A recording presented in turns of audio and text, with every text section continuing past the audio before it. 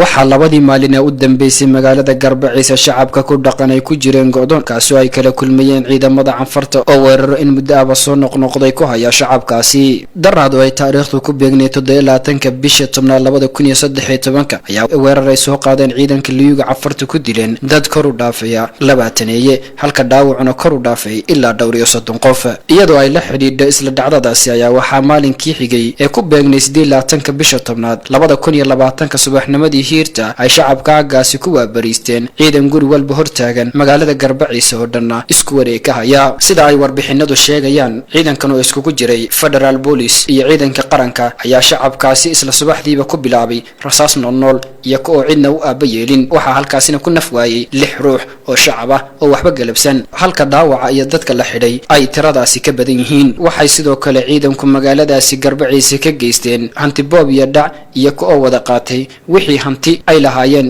shacabka masaakiinta ah ee magaalada Garbaciisa ku dhaqan. Shacabka magaalada Garbaciisa ku dhaqan daraad waxay hayeen maal qabeeno, maantase waa dad faqiirina. Haddaba shacabka ku dhaqan guud ahaan gobolka City ayaa saaka u dareeray banaanbax ay ugu hiilinayaan shacabkaasi kuna cambaareynayaan falalka sharciga baalmarsan ee lagula kacay shacabkaasi, iyagoo labadaasi dhacdo ee isxigay ku tilmaamay falal lagu beegsanayo shacabka Soomaaliyeed. Halkani waa xarunta gobolka City ee degmada Shiniile oo saaka dhankooda banaanbaxan loo kala hadhin u soo dareeray. Kadib banaanbaxaasi waxaa dareenkooda nala wadaagay aabayaashii, hooyooyinkii iyo dhalinyaradii ka qayb qaadanayay banaanbaxaasi. ujeedada shacab weynaha gobolka City ee xarunta gobolka City dhammaan 9 degmo gobolka City looga banaanbaxay waxa weeye si loo muujiyo xasuuqii ka dhacay magaalada Garbaciisa shalay taariikhdu markay ahayd ay u geysteen ciidanka Federal Police iyo ciidanka Makalakayaga ee Misraaq East qaybta Awaash ay u geysteen dadka oo dad rayada oo shacaba ku laayay, ku jirdilay, barakiciyay, magaaladoodii ka soo saaray. taas ay walina ay ujeedada ka dambaysa ay tahay dadka Soomaaliyeed ee galbeedka City ku nool, gaar ahaan sida Cadeyti, Cundufo, dan la helay, Garbaciisa iyo Madanaba, in jiida galbeedka City in dadka Soomaalida laga soo riixo loona balneeyo dawlad deegaanka canfarta. waxa weeye ujeedada guud ee shacabka gobolka City u soo baxeen ay ka muujinayaan, ay ka dhiidhiyeen ee 9 gobol ee 9 degmo gobolka City ay saaka iyo ismaamulka Dirrababa ay u muujinayaan si ay ugu damqadaan xasuuqana looga joojiyo dadka shacabka ay u geysanaan ciidanka qaranka. ciidamadii qaranka Itoobiya, Federal Police-ka, Makalakayaha, ciidankii loogu talagalay dalka inay cadawga ka difaacaan. ciidankii mishaarka dhaqaalaha dadka gibirka dadka laga ururinayo mishaarkooga laga dhigayay nasiib darro iyo dad Itoobiyaan leeynay maanta. dad Itoobiyaan oo Itoobiyaan asala ah ayaa leeynaya. dadkii waxa sameeyay Abiy Ahmed hadduu dadka ra'iisul wasaare wada yahay, haddaan wada leenahay kursiga, haddaan anagu wax ku leenahay, Soomaalidu hadday wax ku leedahay, waxaan leenahay dadkii waxa geystay sharciga hana noo horkeen. sharciga hana noo horkeen haddaan u simannahay way iyaan leenahay. ilaa dadka sharciga noo geynayo, dadka faraha laga qaadayana oo wixii shalay laga dhacay loo geynayana oo waa la barakiciyay, qaxooti baa laga dhigay, waxoogii waa la qaatay, dumarkii baa gogoraha laga qaatay, wax kale iska daay yaa gogoraha laga gortay. waxa wax loo reebay ma jirto. gaaja laysayntiina inta dhimataaba roon ee aakhira tagtay ayaa maanta roon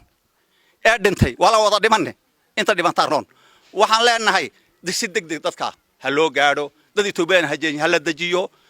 biyo baad ha la gaadho, ha la dajiyo, waxoogina ha loo soo ceshan leenahay. nabadgelyona halka ay ku noolaayeen ha ku helaan baan leenahay. waxaan cambaaraynaynaa ciidanka dadka shacabka leynaya iyaan cambaaraynaynaa. dadka shacabka Soomaaliyeed iyo gobolka City shacabka ku nool waa dad Soomaali ah. dadkaasi waa dad nabad jecel, waa dad la og yahay taariikhda nabad jacaylkooda la og yahay, waa dad Itoobiyaan ah, waa dad min Dawanle ilaa Mooyaale ilaa Wajaale. dadka Itoobiyaankihi maanta meel Soomaaliyeed buu ku nool yahay, meel kale kuma nool. waan ognahay kililada kala qof Itoobiyaan maanta kuma nool, nin walba isbuu nool yahay. Soomaalidu maanta waa la nool yahay, wadada Itoobiyaanka aaminsan weey. dadka caynka ahaa abaalgudkoogii waxa looga dhigay in la xasuuqo. iyaa looga dhigay waxaan leenahay xasuuqa naga joojiyo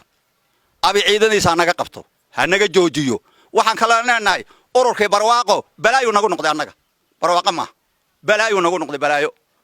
waxaan leenahay dadkii shalay la xasuuqay ee meedkiisii dibadda yaallo ee waxoogii laga qaatay ee gaajadu ay laysay ee gacanta lagu dhigay si degdeg gacanta looga sii daayo si degdeg gacanta looga sii daayo hal la sii daayo baan leenahay wixii laga qaatayna ha loo ceshaan leen maanta waxaan cambaaraynaynaa oon ka dhiidhiyaynaa oon ka ooyaynaa xasuuqa ka dhacay galbeedka gobolka City ee lagu xasuuqayo birimagaydada haweenka caruurta yaryar guryahooga intoo loogu tago la gowracayo ee la baaranayo ee la xasuuqaya ayaan cidii xasuuqaysa ee waliba ah dirayska cidda sidata ee Abiy Ahmed hoos tagta ayaan cambaaraynaynaa anan ka ooyaynaa xilli waxaan ku jirnaa dhaxana oo qabow xilli cidiba ay buulkeega ka bixin waa la barakiciyay waa la bilqaystay waa la laayay waa la dhameeyay annaka iyo canfari alla cimriga ayaan isleynaynay canfari waxay naga qaadin may jirin jaarna waan nahay waanan heshiinaynay annakuna waxaan nahay dad Soomaaliyeed dad Itoobiyana xuquuqda Itoobiyaan kale waxaan rabnaa in aan hello xuquuqdayadii oo naga laabto ciidankiisa bal annaga iyo canfar halka asla soo joogsana hal la eege waanan heshiinaa waanan isleynaynaa ilaa iyo tafirti aan ka soo tafirnay ilaa tafirta ka soo tafirmeen hana laga daayo ciidanka federaalka ciidanka makalayaha ee haweenka leynaya ee naga uurka intay ka soo tuuraan ilmaha iyo iyadaba halka ku baaranaya hanalaga qabtaan leenahay magaalada Garbaciise ayaa kamid ah 3 magaalo oo ay xukuumadii hore ee dalka Itoobiya ka arrimi jirtay ay si qasab iyo jujub ah ku hooskiisay deegaanka Cafarta iyo koona raali ka ahayn waxayna horay uga tirsanayd deegaanka Soomaalida labadaasi dhacdo ee isxigtay ee lagu xasuuqay shacabka ayaa waxa guud ahaan ku nafwaayay ilaa 30 qof halka dadka ku barakacay dadka antidoodii ku waayay iyo dadka dhaawaca ah iyo dadka loo xidhay labadaasi dhacdo iyagoo waxba galabsan aan tiradooda la cayimi karin weeraradani ay ciidanka Cafartu ku soo qaadayaan shacabka degan aagaasi Garbaciise dan la helay madane cadeed iyo cundufo ayaa ah weeraro socday in muddo 3 sano ah weeraradan ayaa geed dheer iyo geed gaaban ba loo fuulay sidii xal waara oo nabadeed loogu heli lahaa balse ilaa imika loo maarala yahay